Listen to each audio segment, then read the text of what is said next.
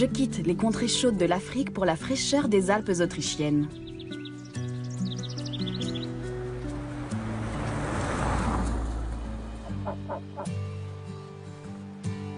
Didone Frigerio est biologiste.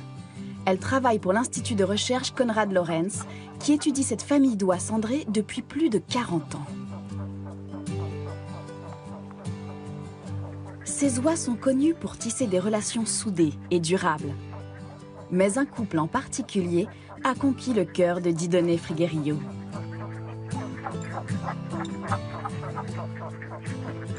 Tarek et Judith se sont rencontrés il y a 8 ans.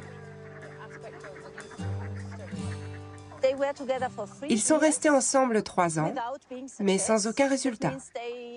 Ils n'ont pas eu d'oisons. C'est inhabituel chez les oies de rester ensemble 3 ans sans faire de poussins?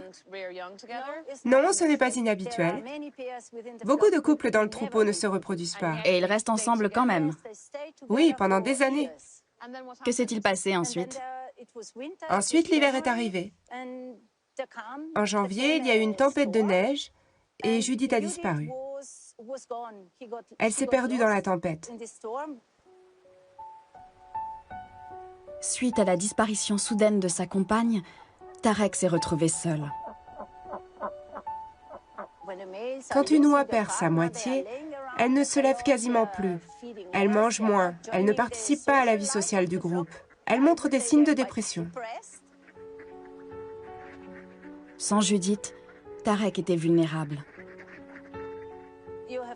Il faut bien comprendre qu'un couple est une unité sociale. Les deux partenaires se soutiennent mutuellement. Et si l'un d'eux se retrouve seul, il devient une cible facile. Les autres membres du groupe l'attaquent, le pincent et le pourchassent.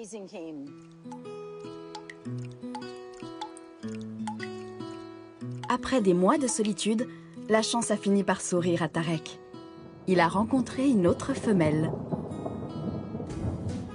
Et il a vite repris du poil de la bête.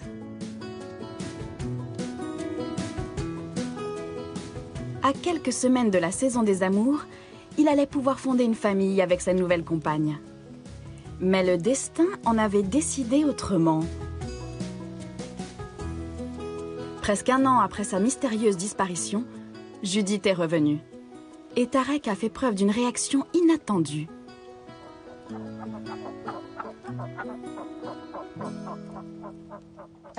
Tarek est retourné avec Judith.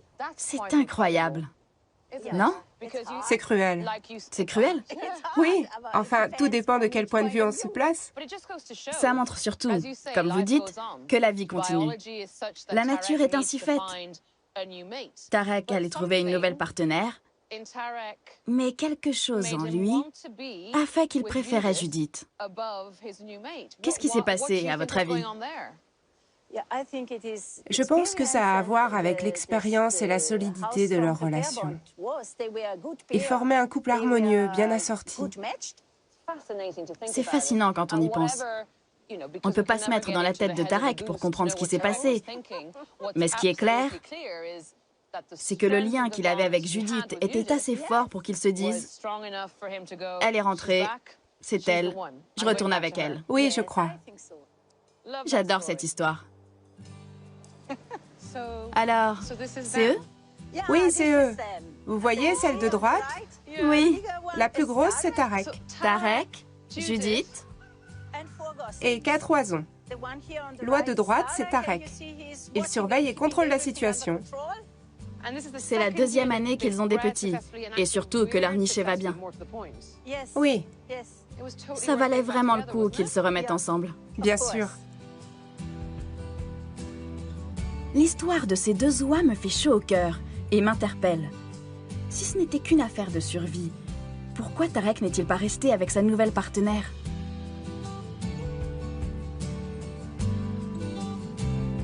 C'est comme si sa place était avec Judith. Peut-on parler d'amour dans ce cas?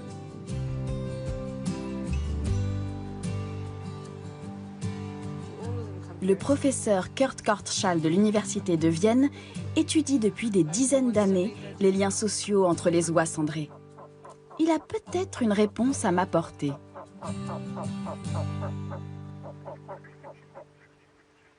Les oies ressentent-elles des émotions? C'est difficile à dire. En tant que scientifique, je ne suis pas censé faire de transfert sur une oie. Mais on sait qu'il existe 6 émotions fondamentales chez les mammifères et les oiseaux.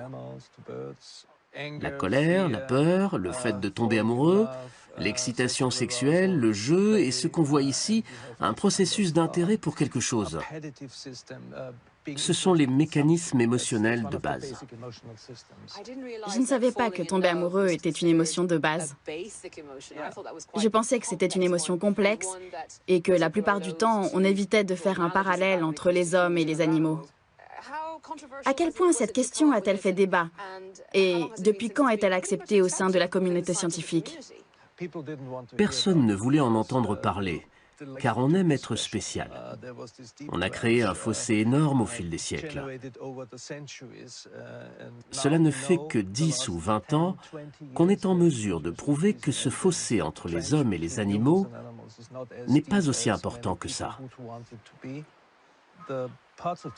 La partie du cerveau à l'origine des émotions fondamentales est la même chez les hommes et les oies.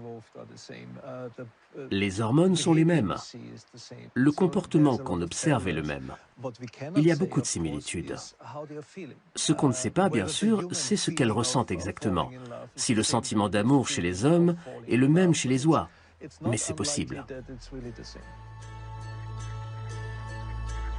Le travail du professeur et de ses confrères est en train de changer notre vision des relations animales. Il démontre que chez certaines espèces, il ne s'agit pas simplement de se mettre en couple. Tarek, par exemple, a choisi Judith et ils ont fondé une famille.